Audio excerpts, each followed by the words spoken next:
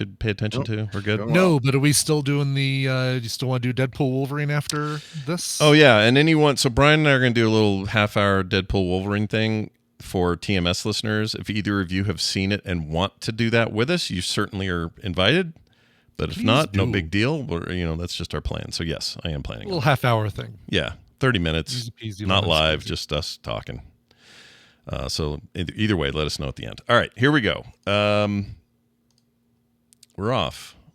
I'm way off. Hold on. Okay, here we go. In 3, 2, 1. For this video today, I will be switching into English for my international friends and fans. The story I will be telling you today is one of my absolute favorites. And I hope you too will get great enjoyment out of it, like I do.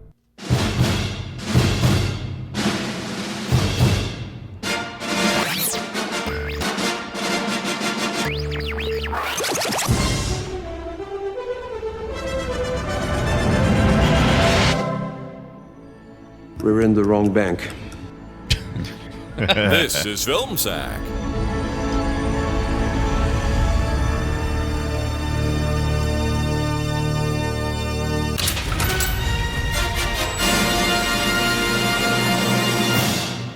Oh, sure.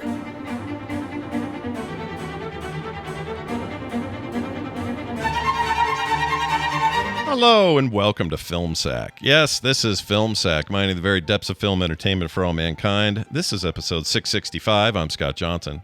Yeah, that's right, 665. We're on the precipice of 666. Ooh. Yeah, get scary. Before the mark of the beast. Yeah, put a barcode on your forehead and let's get some satanic panic going.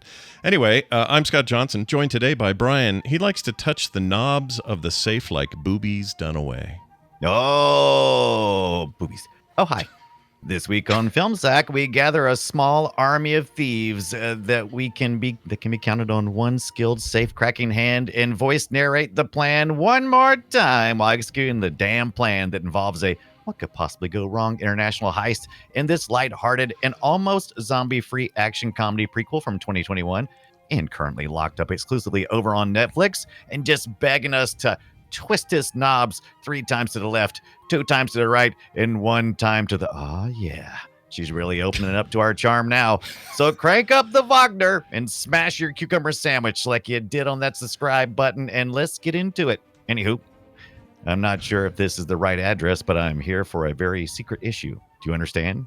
You understand English? Okay. I'm here for a very secret thing. I was told to say... Zack Snyder had very little to do with this movie. Am I saying that right? You seem upset by the word Zack Snyder, and I'm getting great enjoyment from it, like I do. Randy? It just detected my presence. Nicely done. That was fantastic. Also with us, oh gosh, I lost my place. Also with us, hey, it's Randy. His name in German means salad Jordan. Aloha, Scott. Brian, thank you for coming to yet another police meeting. Hey, at least this time we're in a fancy conference room, right? I'm your leader, Javert, I guess. You can call me Javert. And I'm going to single-mindedly pursue the criminals at hand here, completely disregarding this new COVID we're hearing about on TV. I mean, we always disregard plagues, right? It's fake news. So I'm asking you to join me in focusing on stopping some bank robbers that we're just assuming will not be stopped by bank security. And, like the security of legendary vaults, we're gonna assume that that's not good enough. Now, Johnson, you stop looking at that TV with the zombies on it right now and start memorizing my 3 rules. Number 1, we're going to commit as little manpower to this operation as possible. Yes, we could ask local police to guard the only bank in town, but we're not going to do that. It's wasteful. Number 2, we are only taking really good-looking agents on this mission. The bank robbers we're pursuing are, as you can see, so hot that it's a wonder they can stop orgying and rob banks. Number 3, and this is important, guys. do not use any modern police technology from the past like 50 years to easily catch these folks, okay? I don't even want to see you using your radios to organize, much less something like a helicopter or spike strips or Wi-Fi cameras or I don't know, the internet. You will not use the internet to foil this plot before it even gets started. Okay, dismissed. These French guys, man, they're just like dumb. I'll say that. They're like, wow. Yeah. Nicely done. Let's finish out here with Brian. He got his Wagner in my Beethoven Ibit. Oh, he sure did. And boy, those two taste great together. Mm-hmm. So did a lot of research for this one, and I hope it shows. I hope everybody enjoys this, but specifically our German listeners. I hope they get something out of this. Wow. 69. Now we're at the end of 50 bit at the end that the song has. always sound like a fart to me. Yeah, it's like it's like I always assume she's just letting little air out of that balloon. Yeah, she was little air out of the that. balloon. Yeah, Yep. red balloon gas.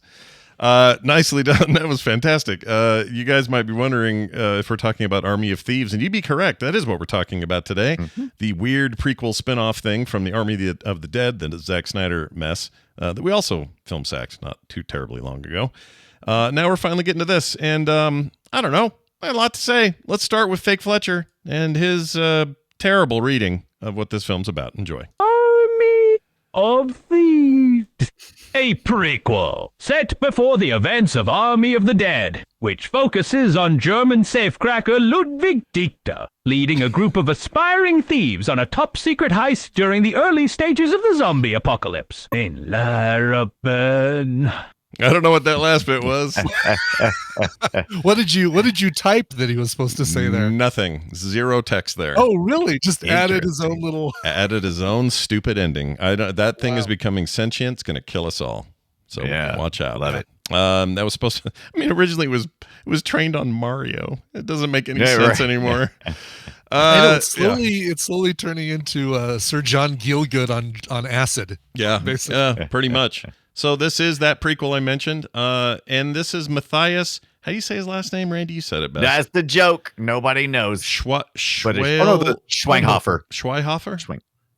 Schwinghofer. Is it? It's not. I don't think the Schwinghofer. You don't say the G. I don't think you don't go Schwinghofer. Schweighöfer. Can we just call him Dieter? I think he's earned it. Like, sure. And starring Dieter in Oppenheimer. Like, I think that's okay. Oh, that's right. He was in Oppenheimer. He directed this and co-wrote it, and that surprised me. And starred in it. Yeah, and starred in it. Yeah, I didn't know any of these things were a deal that they had when all this went down, but apparently it did, and he made the superior film.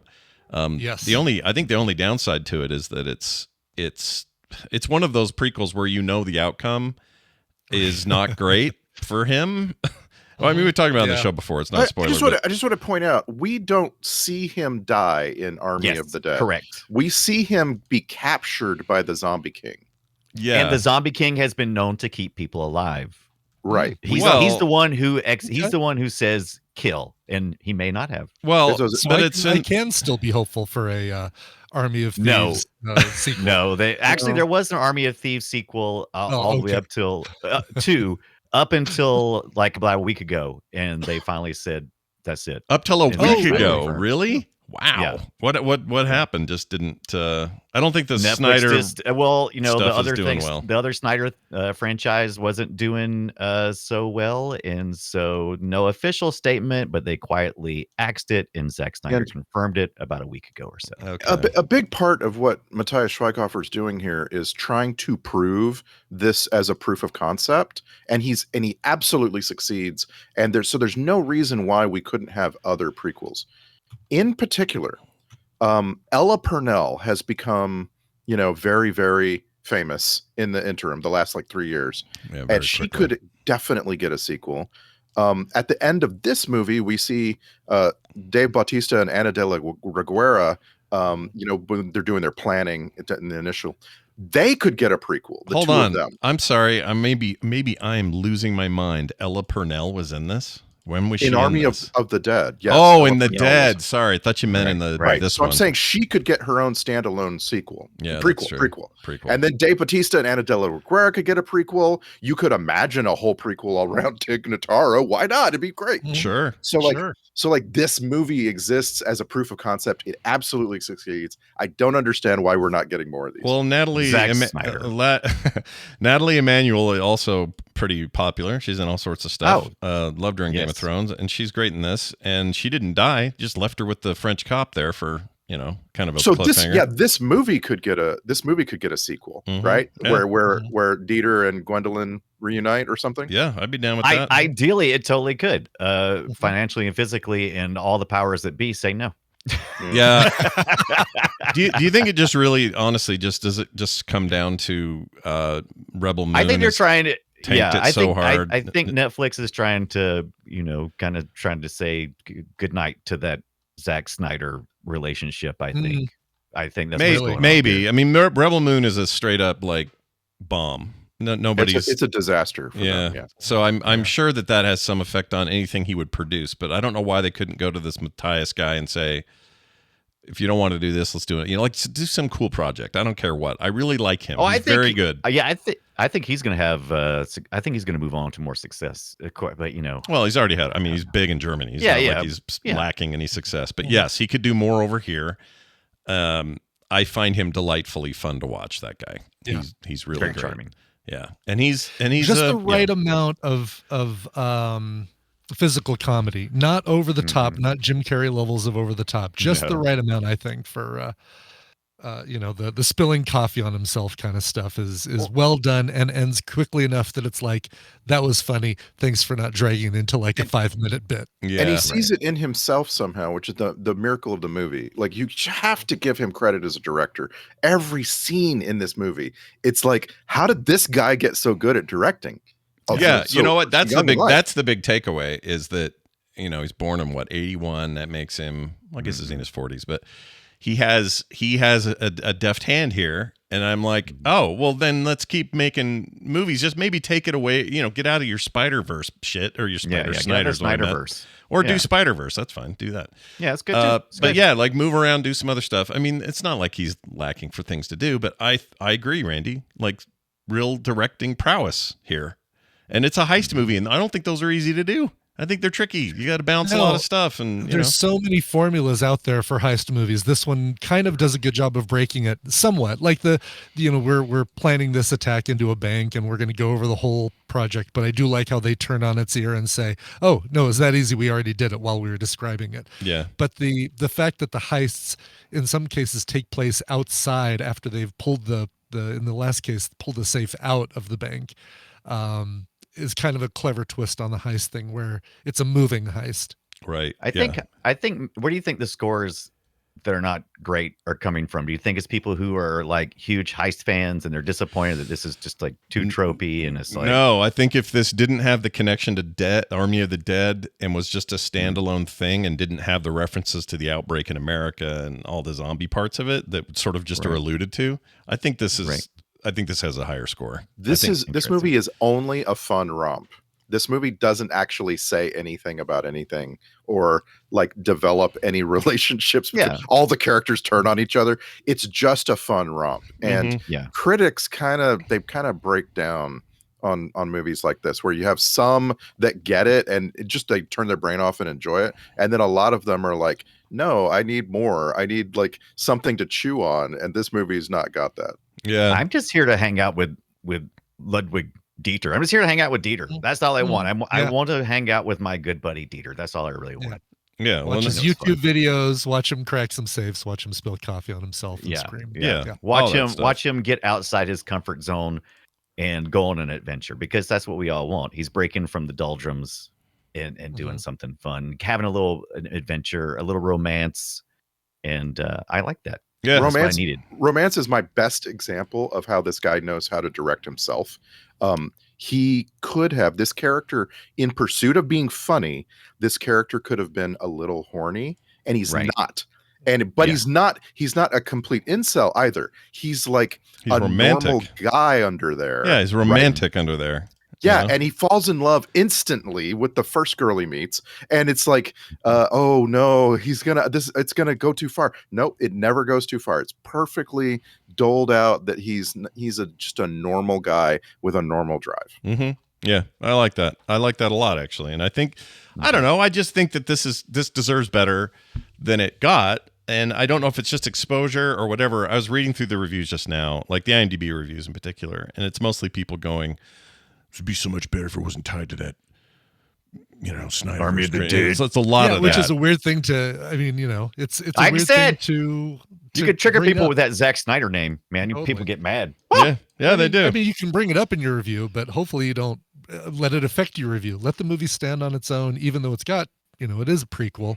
Let it, rate it on its own merits, Yeah. which I think are strong here. Yeah, I agree. It's a lot better than it should be. Or that's not even what it. See, I'm kind of doing it right there. Right? Yeah. It's hard not to. It's hard not to see it in right. the shadow of where it comes from. Exactly. And if Army of the Dead had been better, and it really should have been, like the remake, his Dawn of the Dead remake in 2004 is one of my favorite zombie movies ever made. Like Zack Snyder knocked it out of the effing park that year. It was so good. So you'd think handing him the reins and saying, all right, another chance to do a zombie tale. What do you got? And it's just not, it's not great. That movie's bad. I know it's not great. I thought it was fine, but I don't think I've ever watched a. Okay, I'm going to say it. I don't think I've ever watched a zombie movie and said, that was great. I usually just go, oh, that was fun. I really like zombie movies. That was fun. And you know what? Army of the Dead. I had fun. You had fun? Mm-hmm. I mean, I guess I had fun because I talked with you guys about it. I like It is watching- an adequate zombie movie. I feel like that's the best praise I can give it. Yeah. It does what it sets out to do. It scratches not a whole all lot the it scratches all the little itches that you're supposed to scratch. I don't know. And it gives me some nice Vegas scenery. Yeah. As horrible as it is. A zombie Siegfried white tiger amongst. It's so cool. Yeah. And Bert gets it. I love Army of the Dead. I'm unapologetic about that, and it's because I love when people have fun with characters, and you just can't have that cast and not have fun with the characters. And it's the movie that gives us Dieter in the first place, and he's like the most surprised. Well, him and Tig Notaro are like super surprising because they just come out and steal every scene. Mm-hmm. And so like the idea that you could just pick a movie. Oppenheimer. Who did you like in that one? Albert Einstein. Let's make a prequel. You know, like you know what I'm saying? Like that's fan service, and it's pure and distilled here. Yeah, I don't. That just reminded me that Tig Notaro was a late addition. Remember that whole mess? That was like because Chris D'Elia got in trouble, and they had to replace the whole person. Yeah, so they did a lot of green screen reshoot crap and stuff, but she still managed to make it great. Like that's just how great she is. But yeah, like there's fun stuff in it. I'm not saying. I mean, I love 300. I love a lot of Snyder's things. There's things about even his DC stuff that I like. Most of it I don't, but there's things about it. So it's not, I think in some ways he gets unfairly treated. And I know Dunaway, you and your sucker punch love, like we can get into that if you want. I mean, it's like when people give M. Night Shyamalan shit for doing M. Night Shyamalan shit. I'm like, of course he's gonna. That's his whole thing. This is Zack Snyder. If you go to a Zack Snyder film and then are shocked that you got a Zack Snyder film, then it's on you. Go see you. Trap. Go see Trap and see if you're still as inclined to defend. I'm sure I will, because you know what? I've learned to not have any expectations from M. Night Shyamalan because he's gonna. That sounds like a bad. That sounds like a bad thing, though, to me. That sounds like you're saying. Well. He sucks. It's always to me, M. Night Shyamalan, just like Zack Snyder. Zack Snyder has this visual language that really speaks to me, and Shyamalan has this pacing of almost breathing in between scenes that always speaks to me that other people just it doesn't mean anything to them. But At some point, it gets to be like going to see a trauma film. You go to see it because it's going to be bad, and I don't want my M. Night Shyamalan to go to that level. I don't consider it to be bad because, like I said, it's a breath of fresh air. His pacing always makes me feel in a certain way. It's like, oh, I didn't know you could move like this in a film. I didn't know that you could pace a film like this and storytell like this. And every time I see one, it just makes me happy. I like it. Even if you could tear down the plot, it's like, well, that's dumb. That wouldn't happen. That's not how stuff works. I think if what you're saying resonates with me, because there's some directors where style and tone are everything, but that is one thing that he and Zack Snyder have in common. They both have a certain thing, and some people really vibe on it. And I think plot matters more than style, or more than that. Absolutely. Just the vibe. So like as much as I love the recent Fury Road and Furiosa, I think I would struggle if it was just his style and not some substance. You know what I mean? Like, I don't know. It's hard to explain, but I don't want to throw him under the bus. There's a lot of M. Night stuff I like, and there's a lot I really dislike. I just think he's capable of better. And that's what I feel. That's how I feel about Snyder. Snyder's movies, he's so much more capable than what we get delivered. And I don't know what that is. I don't know why that is. Well, to me, it's okay. So, like both of those directors, oddly, people still give them the reins and go, here, make a movie. And so obviously, there's still some kind of value there. And they're a place that they pretty much can dictate what movie comes out. Most times, every once in a while, some weirdness happens and, everything gets pulled away from Zack Snyder or whatever. And it gets even worse off because they want to do whatever they want to do. But yeah, overall, they get to make their own decisions. And I like that. I like having that individual voice. I love plot, but there's a lot of movies for plots. There's TV shows for plots. There's great plots everywhere. And there's only so many stories to tell. And so if you decide that you want to go heavy on style over substance, and as long as I know that going in, I'm fine with it. Doesn't hurt my feelings. Doesn't bother you at all, eh? Yeah. That doesn't bother me at all. I'm like, yeah, let's do it. It's I don't know. Do I want to go spend? The bigger question is it worth seeing? Is it worth your time? And if it's worth your time for style alone, I'm not gonna, I'm not gonna poo-poo that. If people are into it, they're into it. It's fine. You're into it. And you're into it, Brian. You're into it. I'm into it. Does it bother me? Like I like this particular I like the character writing here. This is some of the most in the casting, like this Guz Khan guy who plays Rolf, the getaway guy who's doing a valet Can I thing. switch sides? Yeah. Yeah. I love it. He's so much he fun. was pretty great. Well, we know him from something else. What do we know him from? I know him from, well, he was in Our Flag Means Death, but I know him primarily from Taskmaster. He was in season 12 of Taskmaster, and it is, I think it was one of the seasons where they had the COVID regulations, so there wasn't a live studio audience. They recorded an audience's reaction separate and added the audio or something which is really weird, but it works because you still do need the laughter of an audience for that show. Yeah. But that whole season was absolutely hilarious in no small part due to Guz Khan. And that we are saying it right. It is Guz Khan, right? And if you want to see Goose Khan in like things like watch British reality TV, and it's not reality. Watch British panel shows and stuff. Like he just pops up every now and then on, like he was in an episode of the Great British Bake Off last year. Right. So he like funny. Some of that Graham Norton stuff. Everybody tells me I should watch. I never watch Graham Norton. No, Graham Norton. He's always in my feed. Graham Norton interviews like the A-list, double A-list people. Yeah. And he's definitely not there yet, but all the other stuff, the mid-tier stuff. And he does stand up, it says here. I'm looking at the stuff here. Okay, interesting. Yeah, he was very funny. I liked him. What was his character? Rolf, the getaway guy. And man, that almost monotone car he's driving, and it's just that whole slow-mo scene of him just glorifying that whole, I loved it. Yeah, it was great. That stuff was great. We're talking a lot about directors here, but I think we need to give the cinematographer a lot of credit in this movie. Absolutely. That's what's his name? Hold on. I've lost his name. Fango Rodriguez. Bernard. Oh, sorry. Did you say Django? Bernard Jasper. Bernard Jasper. I said Fango. This is like if I had told you, oh, the cinematography is by someone really famous that you've seen in Fast and Furious movies, you go, yeah, absolutely. Yeah. This guy, like, it's his previous international film before this is like Open Water 2. Oh my! He doesn't have the breadth of experience at this point. I didn't know there was an Open Water 2. That surprises And me. why haven't we watched it? why is that on our list? Why are we out here again? Open Water 2? Yeah, no kidding. Right. It's not the same. Oh, no, I guess they died in Open Water, so it had to be new people in Open Water too, right? Yeah. Oh, wait, weren't...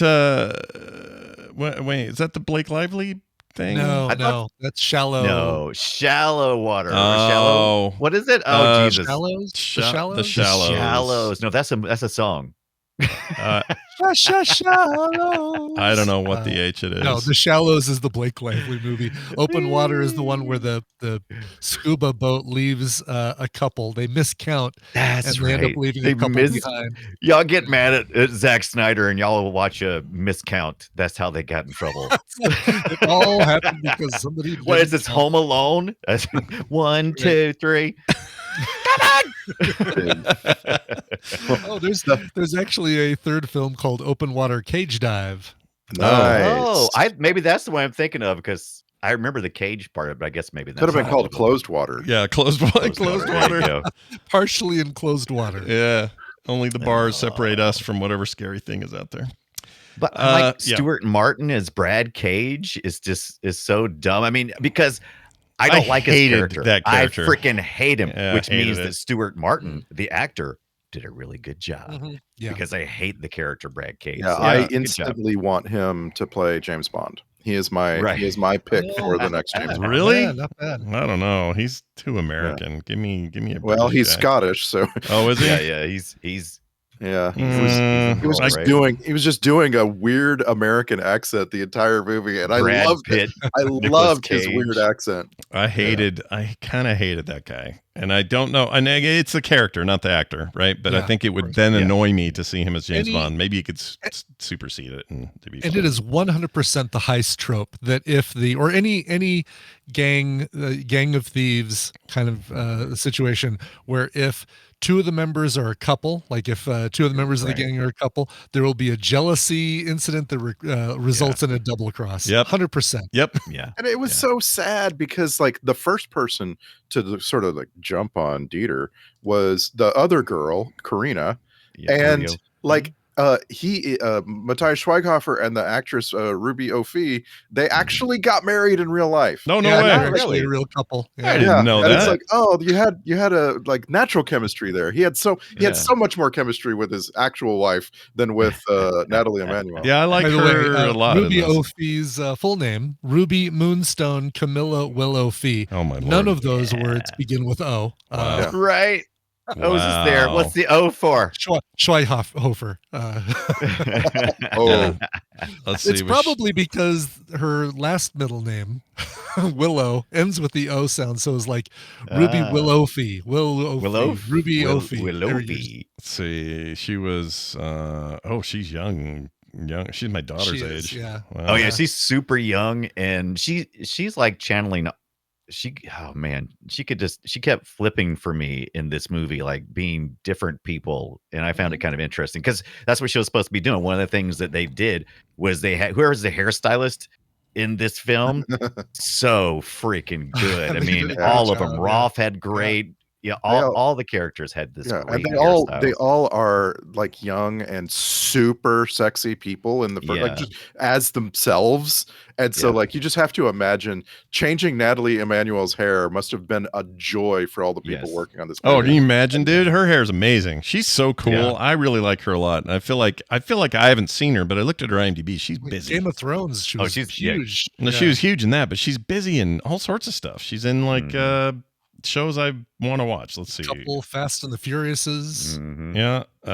Is that how you pluralize Fast and Furious? Fast and Fast- Furious? Fast and Furiouser. Like AirPods Pro? Fast and Furious? Fury. I don't know. I still haven't seen Megalopolis. Is that am I saying it right? Megalopolis. Yeah, that's it. Megalocalypse. That's what I've been wanting to see. Is anybody seen that? No, yet? it's that Francis Ford Coppola business, and I do want to see it. Yeah. It's on my list. And guess what?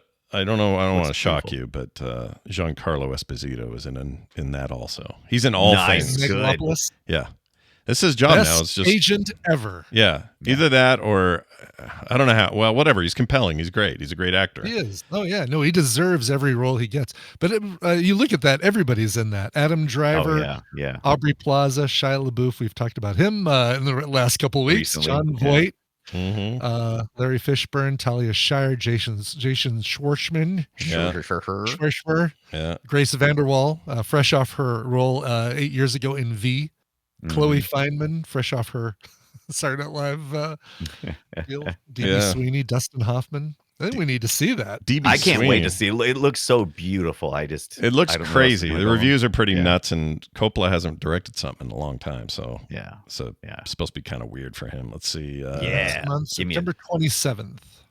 I guess let's see, director. Let me just check what he's been doing. So he's directed 38 films and 2015. Just the 38 films? He did something in 2015 was the last thing he did before this, so he took a big break. Yeah. It's a good time to take one, too. I guess so. But he also did Yeah. a break like that earlier in his career. That guy's kind of all over the place. Mhm. But I feel like not since Bram Stoker's Dracula is memorable, but not, it's nobody's, I don't think anyone's praising it, that it's amazing. But like Godfather 3 from then on kind of hasn't been great for the dude. It's kind of been bad. So I'm glad to hear this one was received okay, but it's supposed to be really weird. So we should watch it.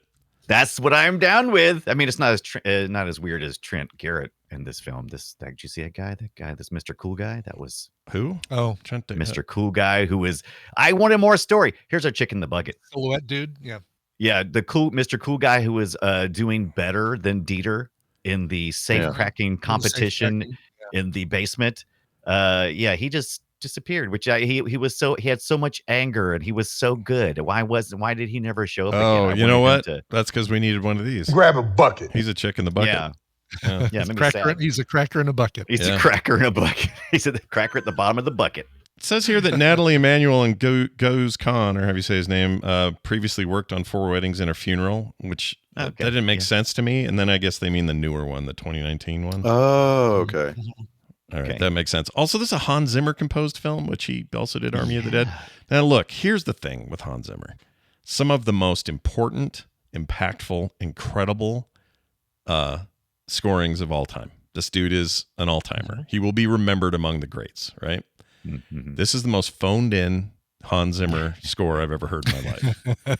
He really just so much so that I didn't realize it was Hans Zimmer until you just told me. Yeah. That's how fun it was. Yeah. You didn't need a lot because you had this Wagner music and everything else was going on, this classical vibe that was going on that was kind of baked into the story in the movie. So I don't think just you a needed big much. name to grab. I don't know if it was part of the deal with, because he does a lot of Snyder stuff. He did all the DC stuff and everything. Probably a favor. But maybe they're pals or something. I don't know. But how do you go from, well, I guess he hadn't done Dune yet, but like Dune or Black Hawk Down or any, Inception or any of these Nolan scores he's done, like they don't even come. This is just like pocket change, couch change to do this movie.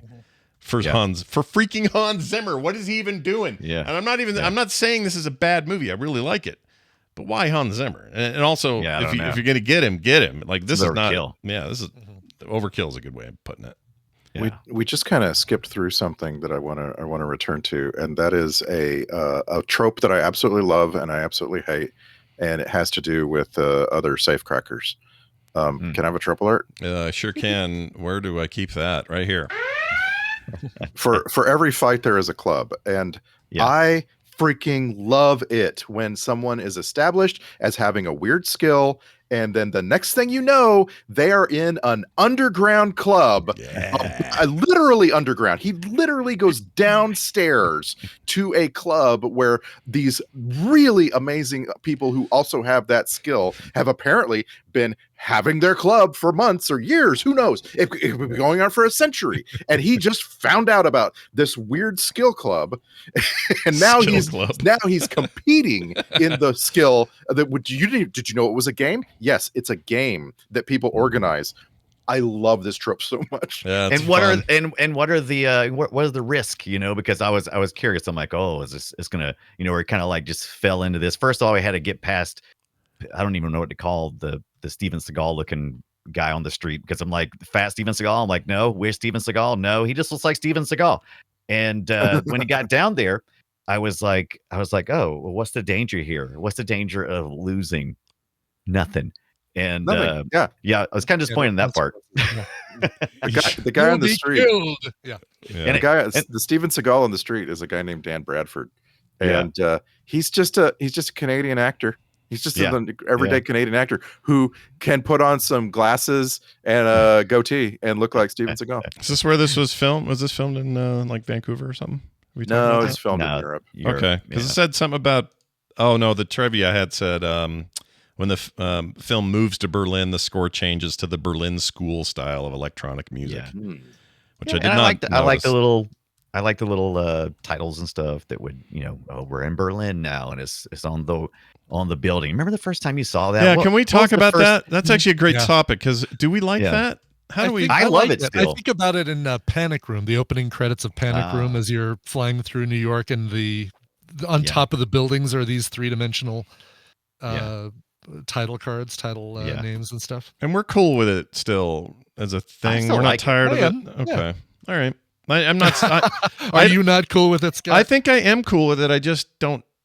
It feels like one of those things that we're eventually going to have a conversation about. All right, enough with overlaying all this text on right. it. Could become the new Wilhelm scream kind of thing. Yeah, right. If it's too subtle, you don't even see it, and if it's too prominent, it's annoying. It's just a middle ground, right? It's okay. Yeah, I think you know what I really liked was Baby Driver's method, which wasn't big graphics. It was the real world stuff. Was just written Let places. Me squeeze it in here, and if you're not paying attention, you don't see that the graffiti has the lyrics to the song he's listening to. Yeah, I thought that was very cool and unique, right? But also, I don't know what other movie you'd do that with, right? I like, just like in games, I like when movies reward me for exploring and paying attention, and that's what that kind of stuff feels like. It's like, thank you for the reward. Mm-hmm. Yeah, tasty. I like a nice tasty reward. Yeah, it feels good, tastes good. You know, is good. Mm-hmm. That's how I look at it. Our filming locations in 5 countries: Germany, Austria, France, Czech Republic, and Switzerland. Oh my! So the Swiss are involved. Oh my! Yeah, watch out. Whenever the Swiss get involved, it's hot chocolate and money laundering. So you got to watch out. Cheese. I found the gunplay interesting in this movie. That you know, they threatened the possibility of, you know, using guns, but like most of the times it ended up just being you know, like dart guns that were, you know, like knocking people out, or tranquilizer shots. Yeah.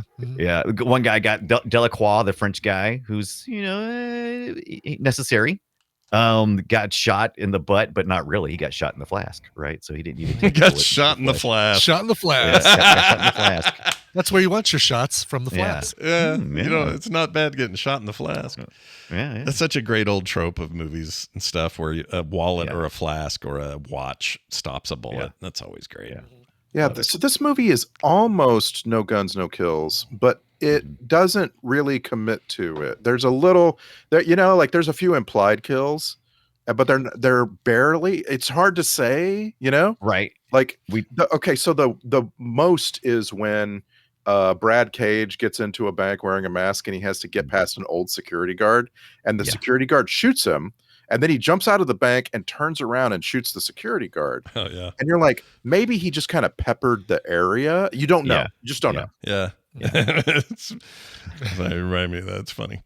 And it seems so violent too when Brad when that character has gotten shot and he's bleeding, Mhm. it's like you really feel the fact that they have been so reserved on using guns throughout the film, because it just feels, it's like, A lot wow, more things shock, a really, lot more jarring. Yeah. yeah, and it feels like, oh, the comedy ends here, and he's about to betray, he's about to betray Dieter, and so for a minute it gets real serious. Yeah, it feels like it ups the stakes for sure. Yeah. Yeah, I think a movie like this needs that. I think the movie knows Mhm. that. I think the movie knows that it can't rely on just not slaps. It's not slapstick exactly. I don't know what you call it. No. Those old screams though are pretty slapsticky. When every time Dieter, oh, he's so good at screaming like that. Oh, he's I very wish I good at could- it. Yeah, he's I amazing. wish I could do that. My song was almost going to be the Taylor Swift "Is It Trouble" with the where they inserted the screaming goat, and I was just going to insert Dieter screaming. Yeah. Yeah. You know what would have been great is if the movie, the Army of the Dead movie,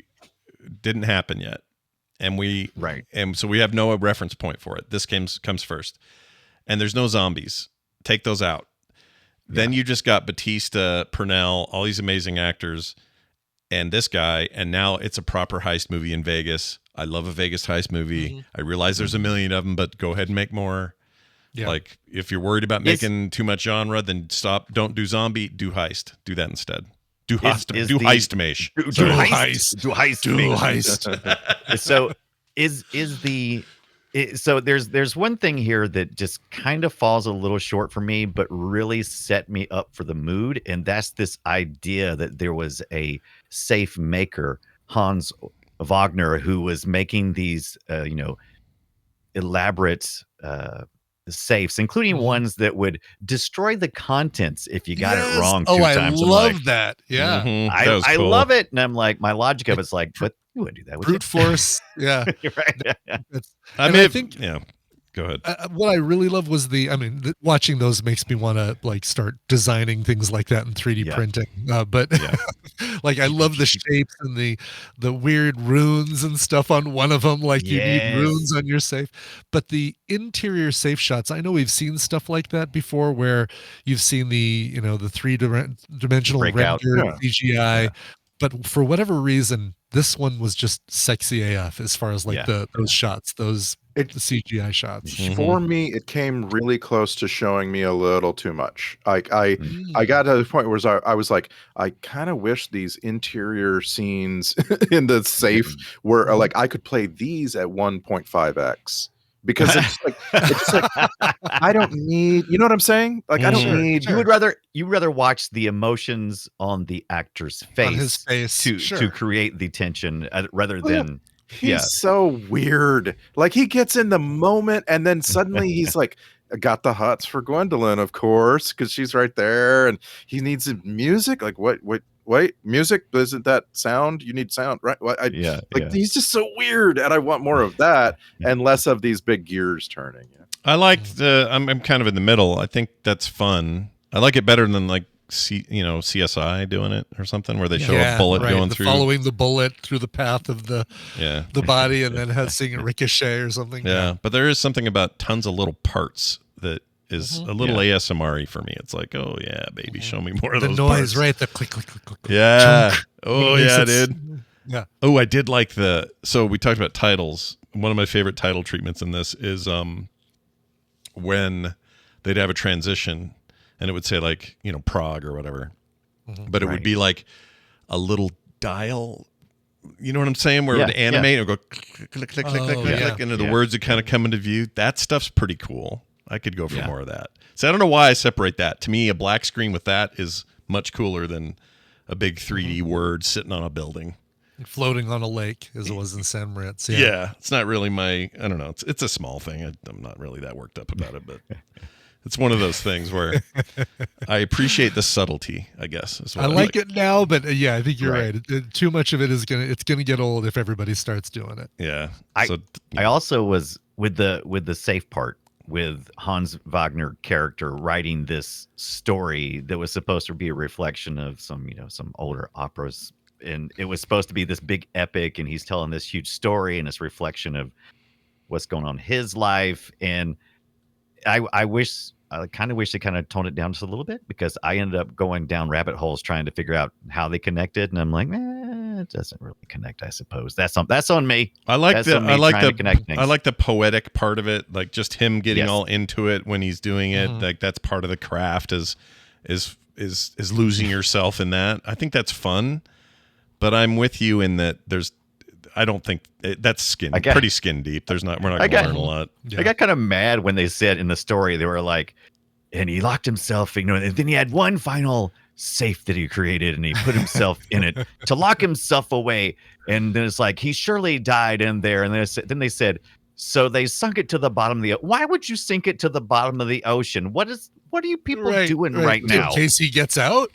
Yeah, I guess it's like you're supposed to get some good visuals, right? The visual of the safe hitting the water and so on. Yeah. But then at the very, very end of the movie, he goes to Las Vegas, and Dave Bautista tells him, "No, it wasn't. It actually ended up getting put into a casino in Las Vegas." Well, that's where I got a little bit lost, Randy, because I was the same way. I had to go back and read like the script to understand where there are 4 safes. He made 4 safes and then an additional 5th safe. He's actually in the 5th safe.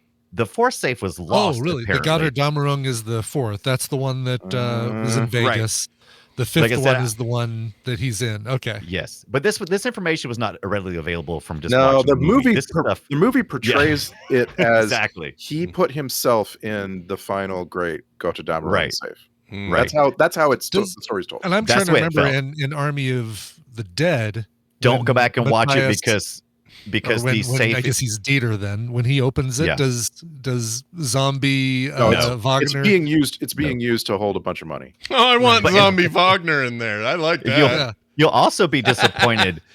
You'll be disappointed because the safe in that movie is so bland and boring. After watching all of these, because it's supposed to be the most. It's supposed to be the most special, right? It's the last one. Is the pièce de résistance. It's supposed to be the Right. But it ends up being very disappointing if you go back and watch. You're like, oh man, just a plain old safe. Yeah, y'all suckered me. They really played it safe.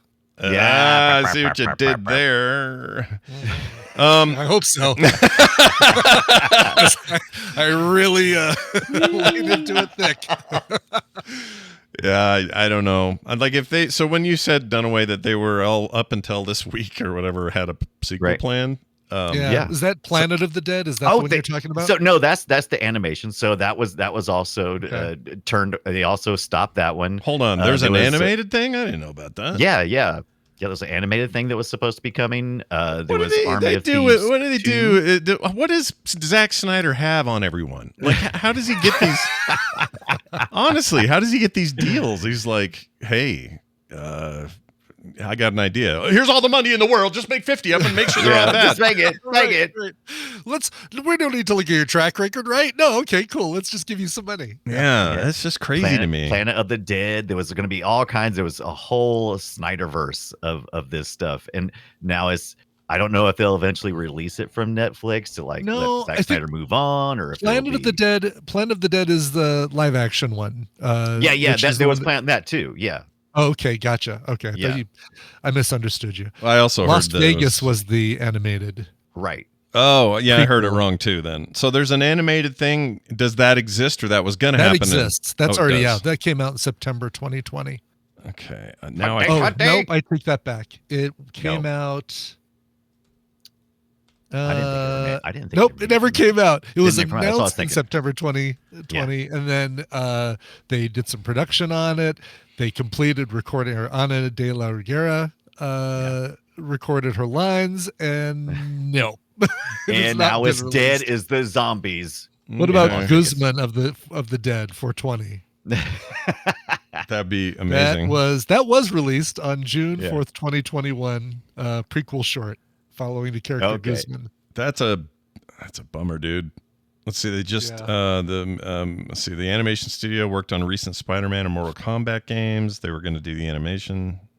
You know what? That I would have been kind of excited to see. Yeah. But whatever. I don't know how this stuff goes. I don't know. So all this falls apart, and then he's like, okay, well, how about Rebel Moon? Here's all the money in the world. Make 3 of them. Do you know what I'm saying? It seems crazy. We are going to watch those, right? We are committing to watching Rebel Moon, I hope. Yes, just please give me some time to work up the courage.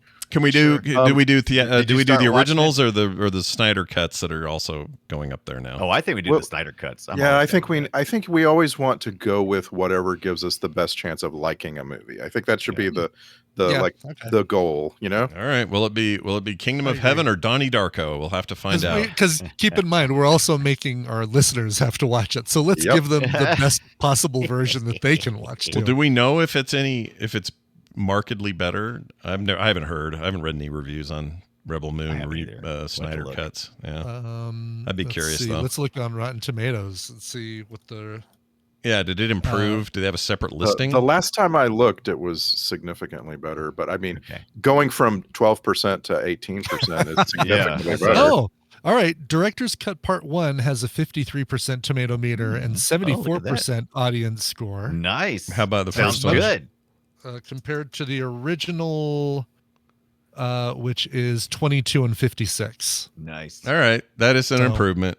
That is a huge improvement. I think we can take that. But again, meta. how many of those people who are giving it high ratings saw the original and because of that give this one a higher rating because if like it is it that much better or is it just better than the first one? I mean, you're right. That's a distinction. My guess is like you can give me a cup full of poop and I'm going to hate it. But if you sprinkle sugar on it, it's going to be better. You're gonna hate it in less comparison to the first cup of poop. Yeah, you might hate it a lot less. Like you might be like, enough sugar, right? Well, and you're like, right, enough. That apparently has been the secret ingredient. More sugar than poop is what you're saying. Is that the right balance? More sugar than poop. More sugar than poop, I think, is a good way to live. You know? Yeah. Sure. Yeah, I don't recommend more poop in your diet. No, that's exit only. Who does exit only? All right. Let's move on to. Or do you anything else before we do clips around this movie? You got anything else you want to mention? I just wanted to talk about the trope of the caper crew in general. I love the trope of the trope. Mm-hmm. I wanted to know if anybody's got a favorite caper crew in a movie because so what this is like at least 3 or 4 people, so a duo doesn't count, and they all have to have radically different jobs, skill sets. Yeah. All right. I mean, for me, Ocean's 11 for me is the standard. You've too got many. I think it's too many. Really? What? I disagree.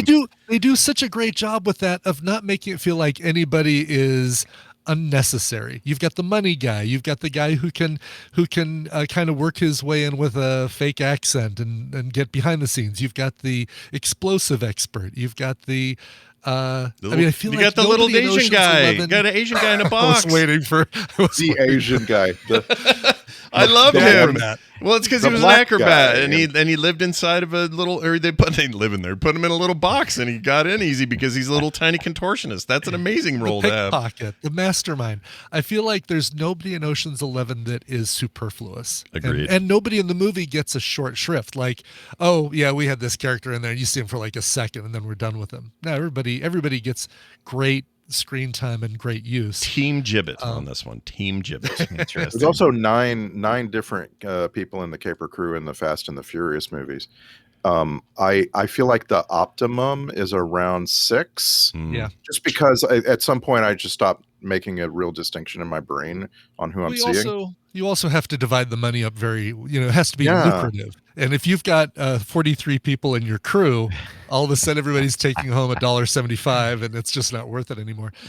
I've brought it up a bunch of times and I'm going to bring it up again. The limited series Kaleidoscope on Netflix suffered because it really promoted a stupid gimmick where you could watch the episodes in any order. You watch the first episode and the last episode as first and last, but the rest of the episodes can go in any order. Oh, also stars Giancarlo Esposito. Yeah, I don't want to shock anybody, but he's in yet another thing. But that's it's a really clever heist series and worth watching. Does anybody have the Italian Money Heist is worth watching too. Anybody have a favorite caper crew that's kind of different? I'm partial. Honestly, I'm a little bit partial to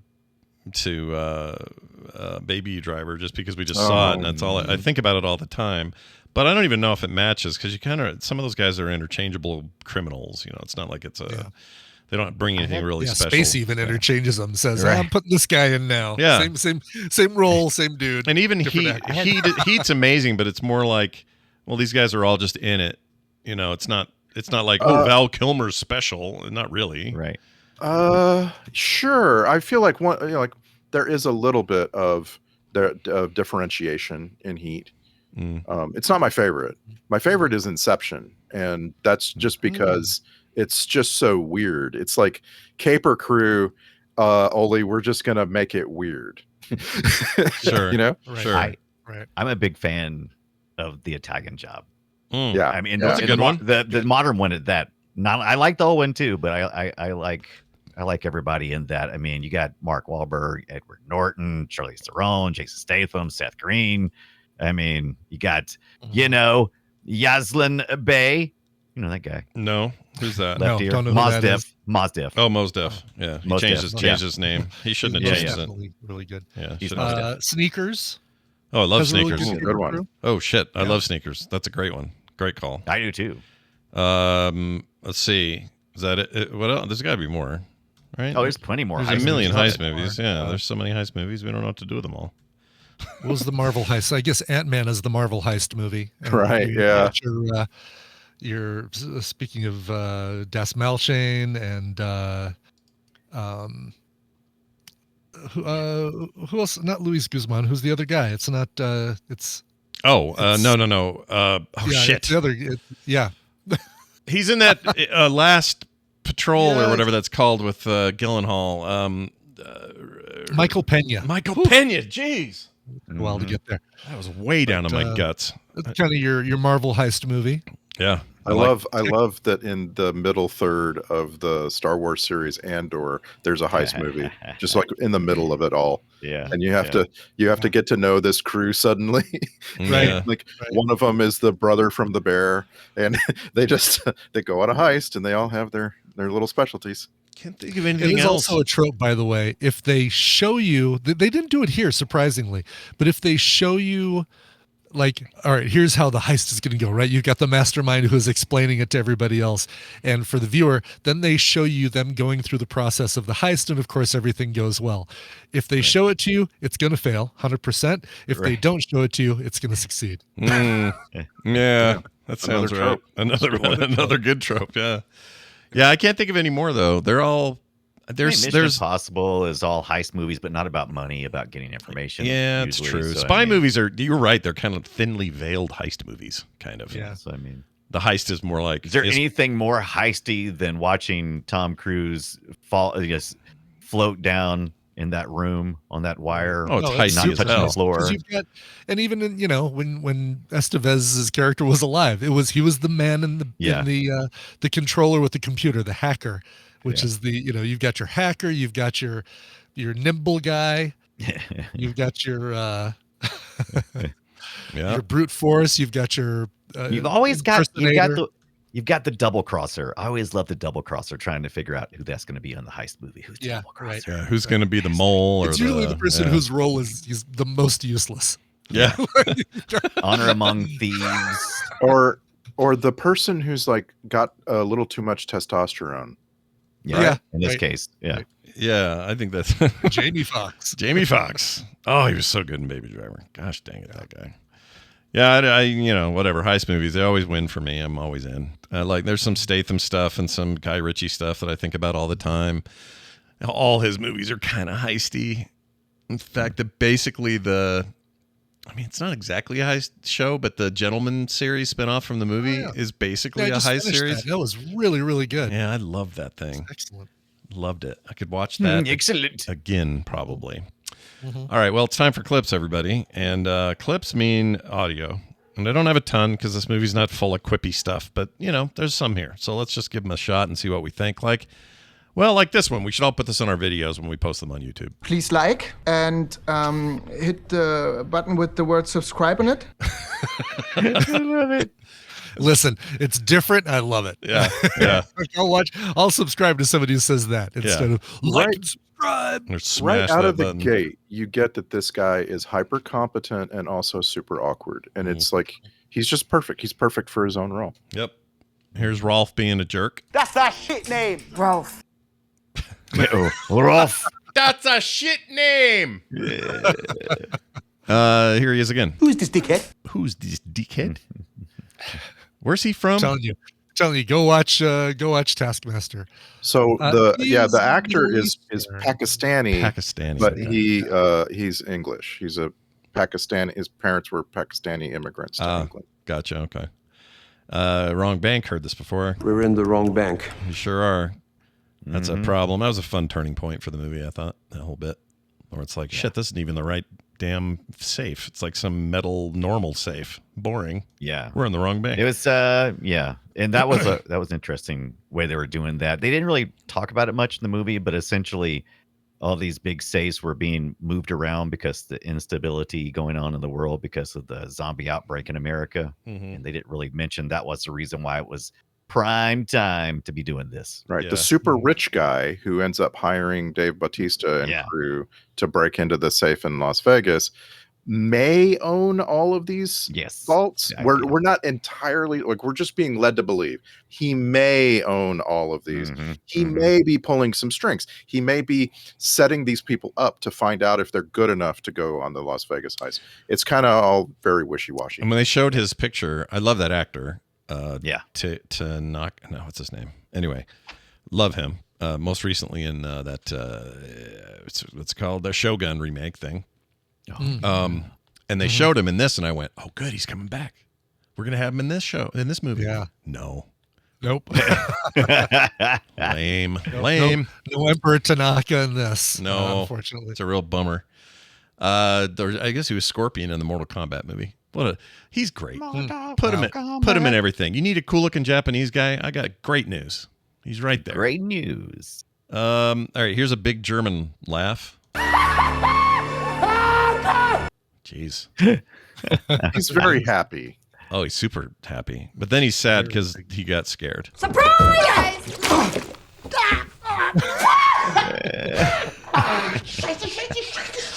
Yelling scheisse and shit at the same time. Amazing. Even though I had limited files this week, I did have room for something Ibbot's mom sent me. Oh, thank goodness. Yeah. Oh, my goodness. Oh. You said this to your date when she wanted to leave before the movie was over. Because you guys went on a movie date. It was just a date. It wasn't prom or anything. And this is what you said when she said, "I think I need to go." And you said this. It's not over. Jeez, man. Yeah. Boy, my voice was high back then. That was really before puberty hit. Have you heard of that thing where in your 30s, you can have like a second voice puberty and your voice can go multiple octaves even lower than they were before? Really? Yeah, I was watching some guy. No, Who was it? Oh, it was the Thor dude that used to work at Blizzard. He puts up these shorts all the time. And he has a really low, kind of cool voice. And I assume that's just his voice. Well, he played this video from like 2018 of him, and he's just way higher. And he says, "Yeah, just one morning I woke up and it was lower." And they had a name for it. I forgot the name. Anyway, if you ever meet anyone like that, I guess you'll remember my dumb story. Okay. Here's a screaming German to finish out our files. Yeah. So good. More like the screaming German. That's what Yeah, he did, He's really good at that. He Like, really is. Hell yeah. He's surprisingly. I think he belongs in like a Screamer Hall of Fame. He goes to Scream class every Wednesday night, and you learn when you're there. If you asked me to go outside and do that, it would affect the next week of my life. Yeah. You would have that deep voice, but it would just be temporary, and it would be very vocal fry. Yeah. Yeah. That's how I get after fried. after the TMS. I have the awesome low voice for like 3 days, then it goes away. Yeah. All right, let's get to the deal here.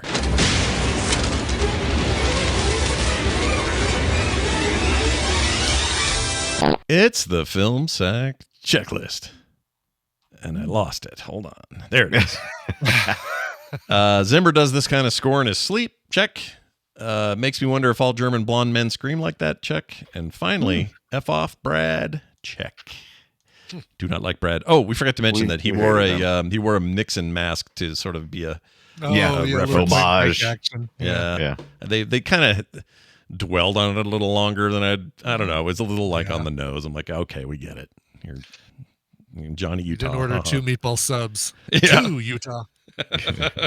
Bring me 2. Let's get to the Star Trek connections. I'm gonna guess one, but I don't know what Randy has. No, it's this movie's new and everybody's young.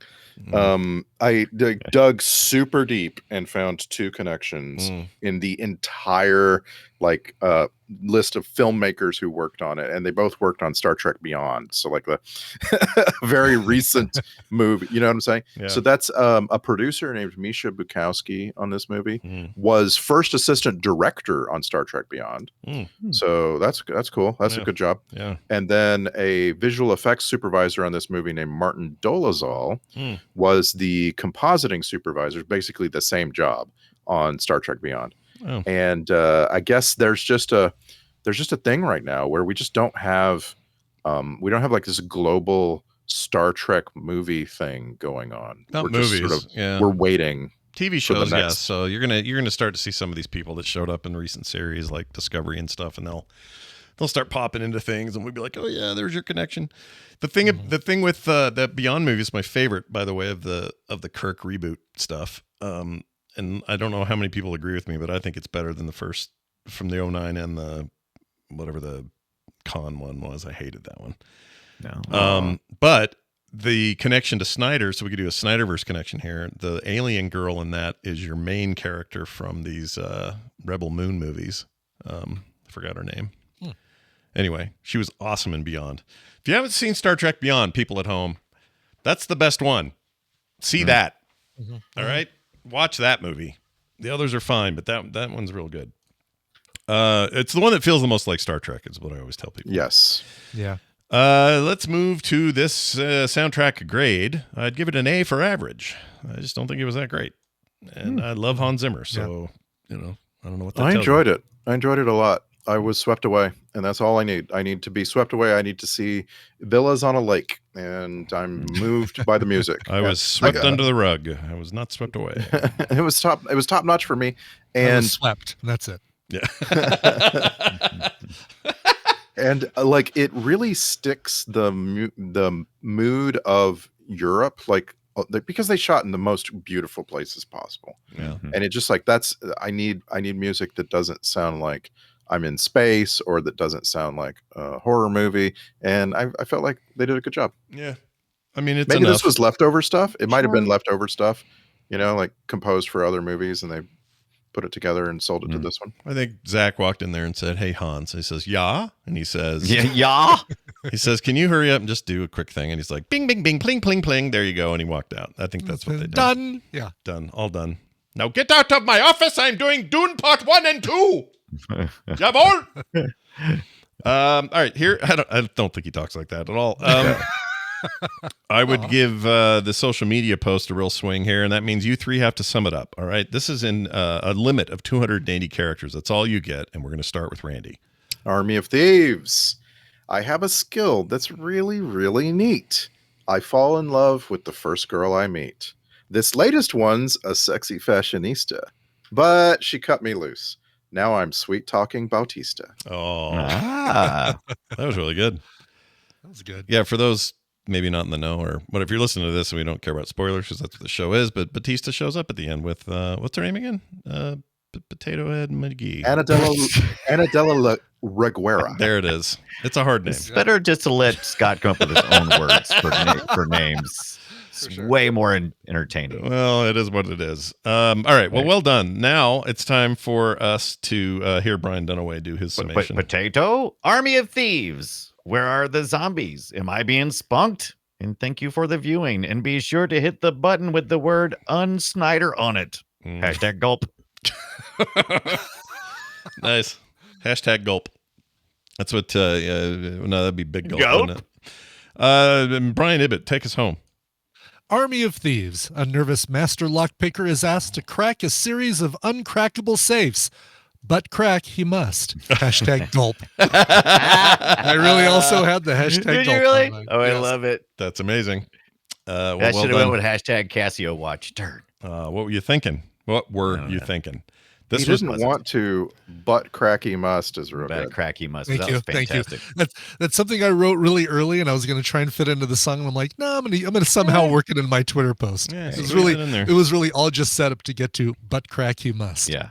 Well done. Save it for the end. This entire episode was just dedicated to getting there. getting down that road. Yeah, it really was. It was a 40-minute attempt to just say butt crack he must. Yeah, I like that a lot. Oh, look at what I just got. It's in paper form. Someone just handed me the alternate titles. This was almost called Z Heat. All right, because it's German. Or Thanks a Lot, Brad. That was almost Brad. We got some feedback here in the form of an email and a couple of texts. I'm going to rip through these. We got one at filmsack@gmail.com. It comes from Sean Selders, and he says this. Hey, guys, just wanted to throw the 1990 movie Blue Steel into the hat for future discussion. Oh, yes. Says not as it Jamie Lee Curtis. Not as it only directed by Catherine Bigelow prior to her work on both Point Break and Strange Days, it features a cornucopia of recognizable talent like Jamie Lee Curtis, Clancy Brown, Tom Sizemore, and a bunch others. There's a bonus connection for Film Sack fans. The co-writer of Blue Steel also wrote 1986's The Hitcher.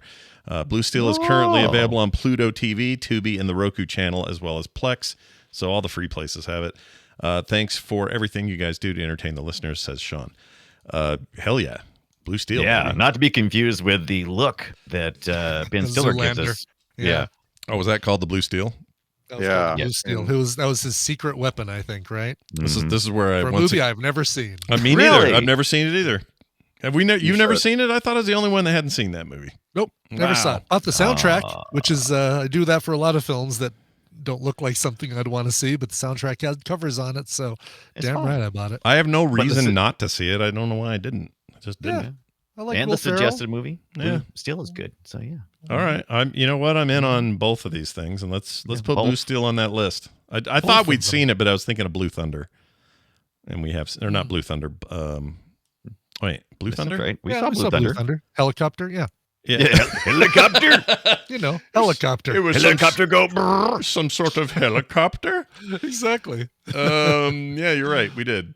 Okay. What else we got here? A quick text, 801-471-0462. This is from Harry. Says he's a longtime listener, and he's also a little hairy, if you know what I'm saying. Harry. Looking for a solid choice for your episode 666. Not anymore. We have one, but I'll say this one anyway. Look no further than Stay Tuned. Currently available on Amazon Prime. Yeah. He says it is a 90s dark comedy film with a great cast and a ridiculous, devilish plot. Love the show. Thanks for the hours of entertainment. That's the one with John Ritter. It's basically click before click, right? Yeah. Yeah. Oh, really? Like a remote control gone? Oh, and it's on. Yeah, and it's on Amazon. That's a great one. Yeah. And they give away the best joke in the trailer, in my opinion, with Stay Tuned. Really? I don't think I've seen anything about this. Is it worth seeking out? Just the idea of John Ritter and Pam Dauber in a movie together just makes me so happy. Right. Mork and Tripper. Yeah. Mork and Tripper. I mean, Tripper and Mindy, I guess. Is Mindy, that too, yeah. Oh, that's true. Yeah, no Mork.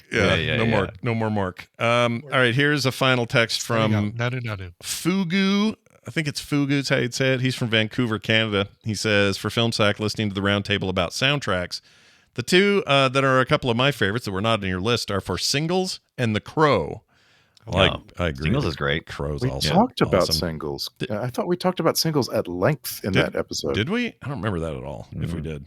He says, still listening. Oh, he says, still listening, so it might be covered, but no matter what, I still love the show. Though. We might have, we might have brought up Singles. I don't remember, though. It's formative for me because that's where you get the smattering of grunge before anybody had really dove into it. Yeah, and then The Crow fully dove into the grunge. So it's almost like we see the new Crow. Reality Bites, I tend to blend them together in my head. What's a big track from Reality Bites? I can't think of anything. The Baby I Love Your Way remake by something Mountain. That was that's a lame one though. That's a bad example. Stay by Lisa Loeb. Oh, okay. From Reality Bites. Yeah, that song was huge at the time. Pretty much. Yeah, pretty much. Nailed it. That sounded like Peter Griffin doing that. Right. It has a Lenny Kravitz song on it that became big in my life. It has a Posies song on it that I listened to a lot. I'm gonna go back today. I loved that movie at the time, but I don't remember the music. We gonna watch The Crow week 1 when it comes out, the new one. Oh hell yeah! I mean, I don't know if it's week 1, but I do want to watch that one with you guys, or I'm gonna stream it. Guys. Or no, I'll watch it with you guys. Even better. I might. I love FK Twigs and Skarsgård. Might see it in theaters. I don't know. Kind of in the mood now for a couple of these movies. All right, real quick here, just reminded me of this music talk last night. Sheena Easton was about 3 blocks from where I live. Yeah. Right. I listened to your layover diary, and I'm like, yeah, this Prince Christopher guy that you're like, I don't know who that is. It's Prince. Oh, who worked with her on Sugar Walls and. Oh, I had no idea. Prince Christopher. Yeah. Why was it? He went by a bunch of names. Christopher something was one of them. Like when he wrote Manic Monday for the Bangles, it was credited to some Christopher something. Yeah. This is like make it up. It's like Richard Bachman for Stephen King kind of thing.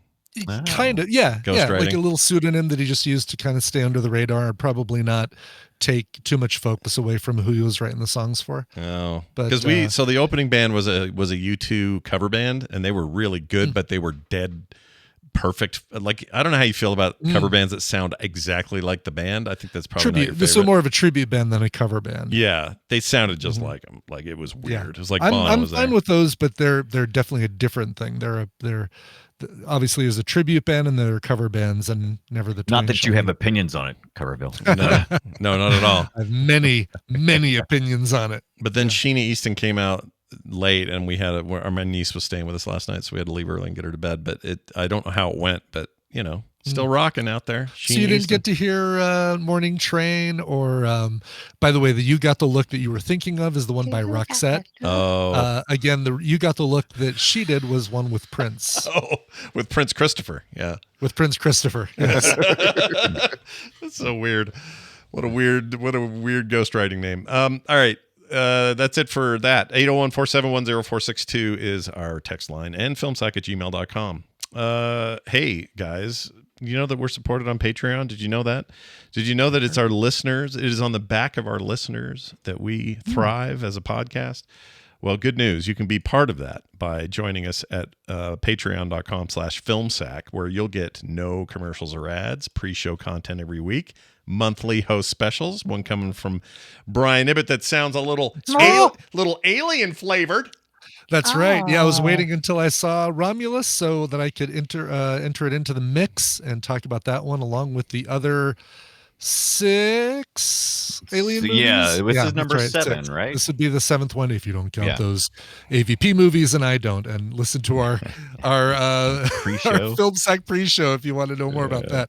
But I'm gonna rate them, gonna talk about them in the chronology and all that stuff. So recording that this weekend. And Romulus fits between 1 and 2, correct?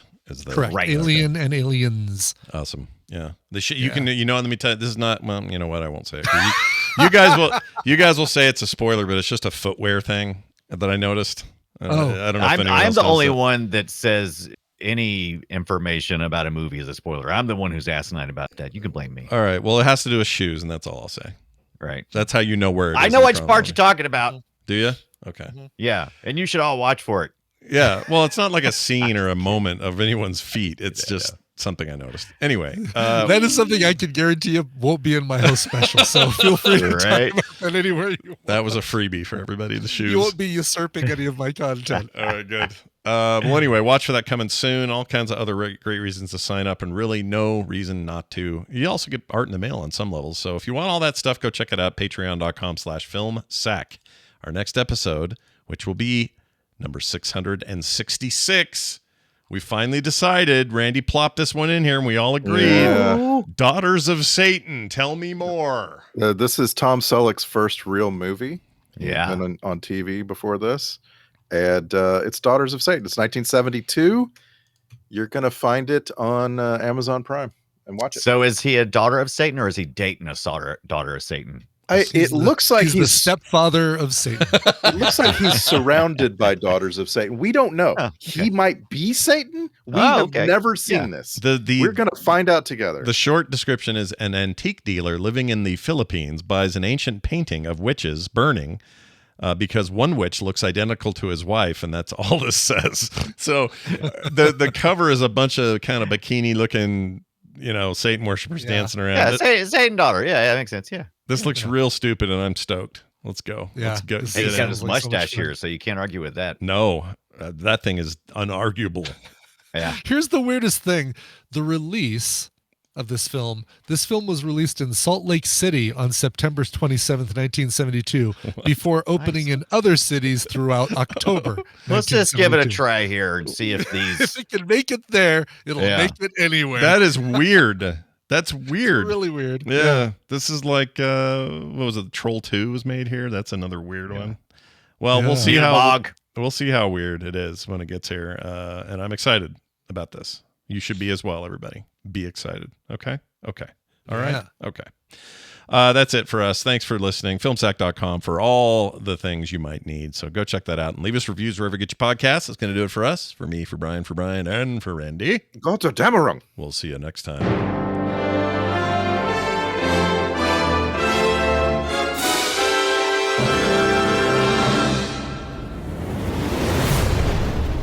This show is part of the Frog Pants Network. Yes. Get more at frogpants.com.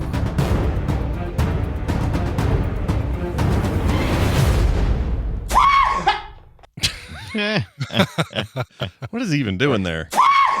Is that coffee? Aren't you glad I didn't squeal when you called my name? I know, Jesus. right? Yeah, very, very glad.